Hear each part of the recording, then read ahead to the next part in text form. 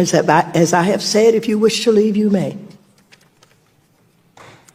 If you'd wish to keep me here so that I don't have my important meeting and continue to grill me, then we can do that. I will cancel my meeting and I will not be back here. I will be very clear if that's the way you'd like to have this relationship. You're instructing me to stay here and I should cancel. No, you just made me an offer. No, I didn't make you an offer. You made me an offer that I accepted. I did not make you an offer. Just let's be clear. You're instructing me. You are ordering me to stay. What is up, guys? Welcome back to the channel. If you've been following lately, you know these committee hearings have basically turned into political theater. But this exchange between former Treasury Secretary Mnuchin and Chairwoman Maxine Waters is one of the clearest examples of how Washington power plays actually work behind closed doors. Look, my take on this is simple. There's a massive difference between genuine congressional oversight and passive-aggressive power trips.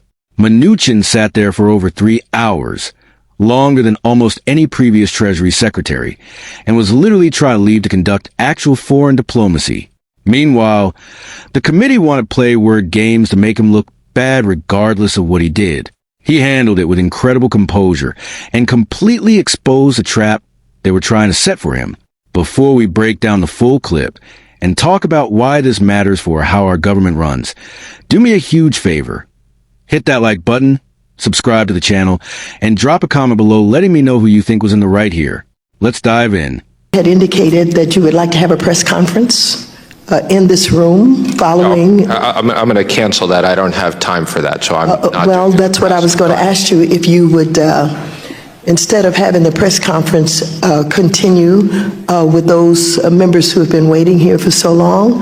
And I think what I thought I originally heard was 5:30 rather than 5:15. So is it possible you could give us another 15 minutes to get to these members? I have a foreign leader waiting in my office at 5:30. Okay, I agreed to stay longer. It will be embarrassing if I keep this person waiting for a long period of time. I wasn't going to have a press conference. I was going to have a short press gaggle. I'm not going to do that.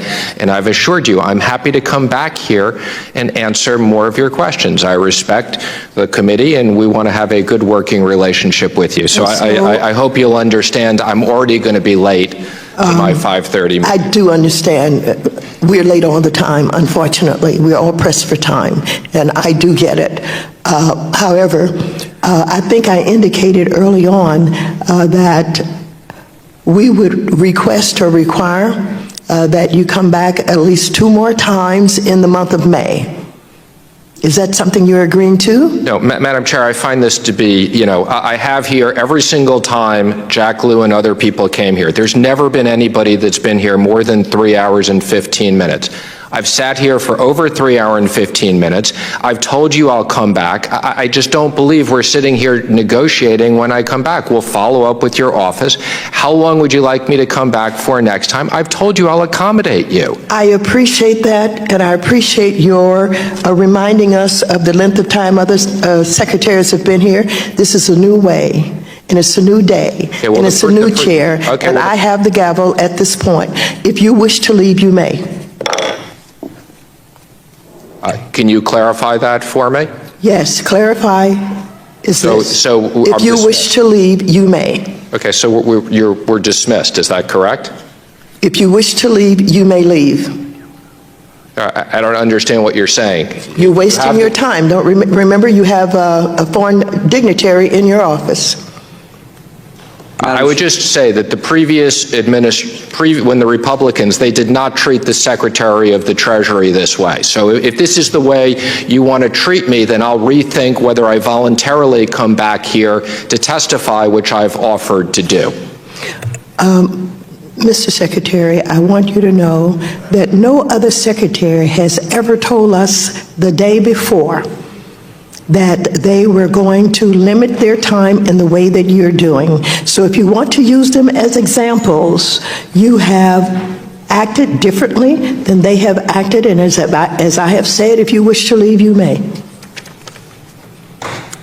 If you'd wish to keep me here so that I don't have my important meeting and continue to grill me, then we can do that. I will cancel my meeting and I will not be back here. I will be very clear if that's the way you'd like to have this relationship. Thank you. The gentleman, the secretary, has agreed to stay to hear all of the rest of the members. Okay, Please so just let's cancel be your clear to meeting the press. and respect our time. I am Who is next on the canceling list? my foreign meeting. You're instructing me to stay here, and I should cancel. No, my you foreign just made me an offer. No, I didn't make you an offer. You made me an offer that I accepted. I did not make Well- you an offer. Just let's be clear. Well, You're you- instructing me. You are ordering me to stay here.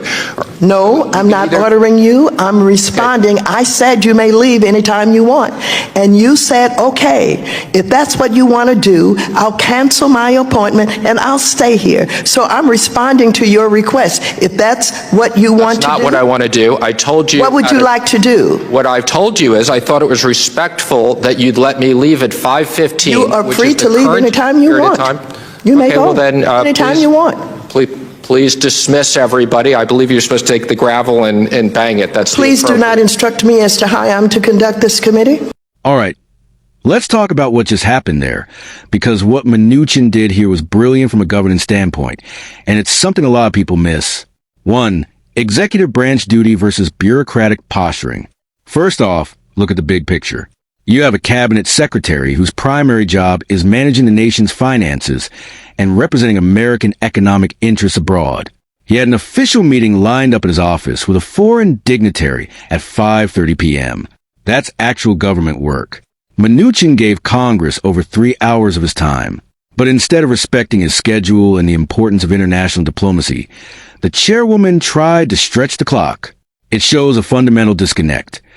Congress treating a public servant's time like it's endless, purely to score political points, while actual nation-building work is waiting back at the Treasury. 2. Calling out the passive-aggressive trap. Second, and this is the key strategy Mnuchin used.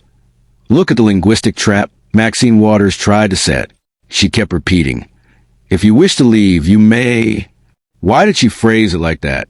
Because if Mnuchin just gets up and walks out, the headlines the next morning read, Treasury Secretary walks out on congressional hearing. They wanted to frame him as dismissive of Congress. Mnuchin saw right through it. He basically forced her hand by saying, "If you want me to stay, I'll stay and cancel my foreign leader, but let's be clear, you are ordering me to stay." And the moment he put the responsibility back on her, she scrambled. She didn't want to take responsibility for ruining a foreign policy meeting, but she also didn't want to let him go smoothly. He completely dismantled her political trap live on camera. 3. The abuse of "I have a gavel." Finally, let's talk about authority and decorum. At one point, Waters literally says, "It's a new day and I have a gavel." When someone in leadership has to fall back on "I have a gavel" or "I hold the power here," it usually means they've lost control of the substance of the debate.